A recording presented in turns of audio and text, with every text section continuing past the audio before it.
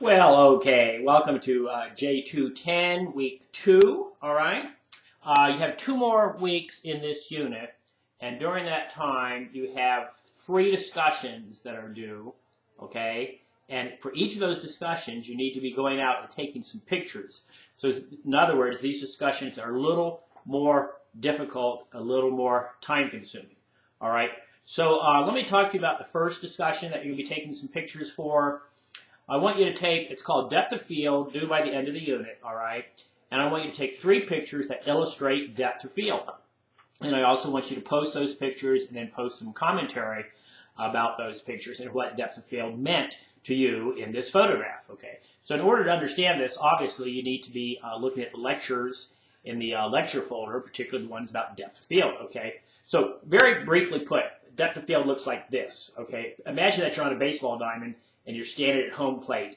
If everything's in focus between home plate and the outfield, that is a very wide, a very deep depth of field, okay? If you're standing at home plate and all you can see is the pitcher and everything else behind the pitcher is out of focus, that's a very narrow depth of field, okay? A very shallow depth of field. And so what's cool about this concept is by manipulating your depth of field, you can push the focus of the picture out in front. You can push it towards the viewer. So I've illustrated that with some pictures of my own, okay, in the lectures, and then there are other lectures that explain that to you, all right? So manipulating depth of field is a very, very artistic way of expressing your particular point in a photograph, okay? So keep that in mind.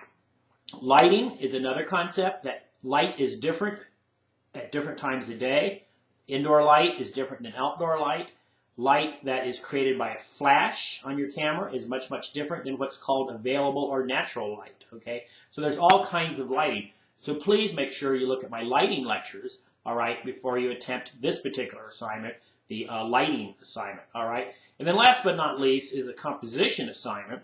It's also due by the end of the unit. And in this, we talk about pictures that illustrate what's called the rule of 3 or the rule of thirds.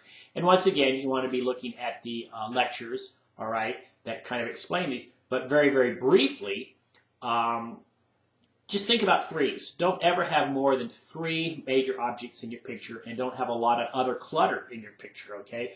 Blank space, by the way, counts as an object. So you can have a lot of blank space and 2 other objects in your picture, and you're in really good shape, okay? So think of threes or think of thirds.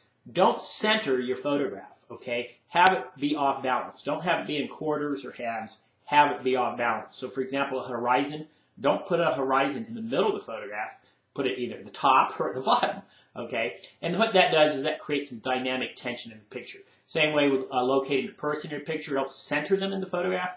Put them over 1/3 to the left or 1/3 to the right. That too creates some dynamic tension in the picture, okay? It makes the picture feel like it's moving almost. So that's the issue with composition. So think in terms of threes, no more than 3 major objects in your photograph, and not a lot of clutter otherwise, all right? Or think in thirds, don't center things, have them slightly off balance. This is creating dynamic tension.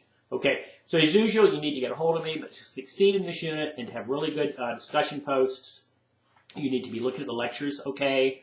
Make sure that you follow 4 for each discussion, all right? I need your original post plus 3 responses to peers, right, in order for this to be a full discussion, in order for you to get a full grade. I will also get in these discussions, make a few comments, but it's hard for me to comment on everybody, okay? And then I'll also post my own pictures. So hey, enjoy this unit, please. Make sure you read the textbook assignments, okay? Make sure you do all the readings.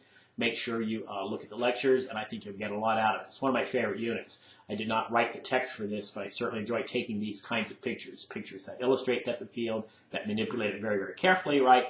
Pictures that use lighting very, very carefully, and also pictures that use the rule of 3 or the rule of thirds very carefully. So hey, thanks for paying attention to this overview.